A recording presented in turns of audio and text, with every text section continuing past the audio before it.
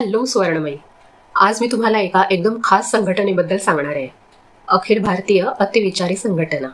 ही संघटना कुठेही रजिस्टर झालेली नाहीये, हिचं कुठे ऑफिस नाहीये, मीटिंग्स होत नाहीत, पण तरी सुद्धा तिचे सदस्य कोट्यवधी आहेत. आणि गंमत म्हणजे तुम्हाला कदाचित माहीत नसेल, पण मे बी तुम्ही सुद्धा या संघटनेच्या लाईफ टाईम मेंबर असाल.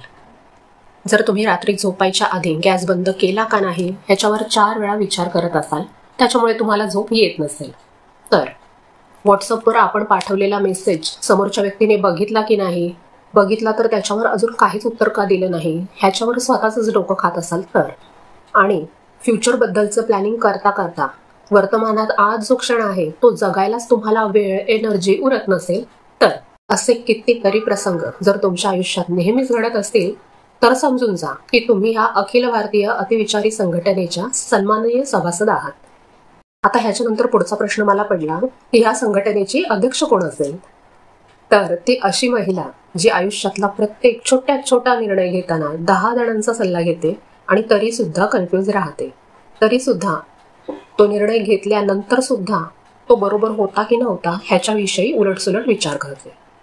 ती बोलताना तर बोलून जाते, पण बोलल्यानंतर समोरच्याच्या मनाला लागलं का, त्याला वाईट तर वाटलं नसेल ना, ते आपल्याबद्दल काय विचार करत असतील, हे असे आणि अजून बरेच काही विचार तिच्या मनात येत राहतात. ती आपल्या घरातल्या सगळ्यांचं आणि विशेषतः आपल्या मुलांचं आयुष्य मायक्रो मॅनेज करण्याचा प्रयत्न करते. स्वतःकडे दुर्लक्ष करते, स्वतःची काळजी घ्यायला विसरते. म्हणजे एका वेळी 10 ठिकाणच्या चिंता, घराच्या, कामावरच्या, मुलांच्या, नवऱ्याच्या चिंता तिच्या डोक्यामध्ये चालूच राहतात. आणि काही ओळखीचं वाटतंय का? आता आपण ह्यातली गंमत तर सोडू, पण ह्यात विचार करण्याची गोष्ट अशी आहे की एक काम पूर्ण होण्याच्या आधीच त्याच्यामुळे काय होईल काय नाही होईल ह्याचे 10 परिणाम आपण इमॅजिन करून बसतो आणि आपली एनर्जी ऍक्च्युअल कामासाठी वापरण्याऐवजी विचारांच्या वर्तुळातच फिरत राहतो. म्हणजे तर आता ह्या सवयीवर उपाय काय करायचा? स्वतःला आठवण करून द्या की आयुष्यात सगळं काही आपल्या कंट्रोलमध्ये नसतं. काही गोष्टींना, काही प्रॉब्लेम्सला सुटण्यासाठी वेळ द्यावा लागतो.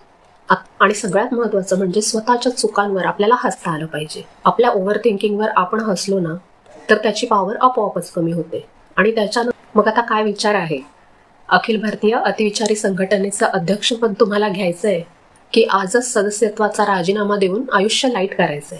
तुमच्या एखाद्या ओव्हर थिंकिंग करणाऱ्या मैत्रिणीला शेअर केलात तर ती सुद्धा लगेच मेंबर बनेल. कशाची म्हणता? अहो, आपल्या सुवर्णमयी कम्युनिटीची. आणि हो, तुम्ही पण चॅनलला सबस्क्राईब करायला विसरू नका.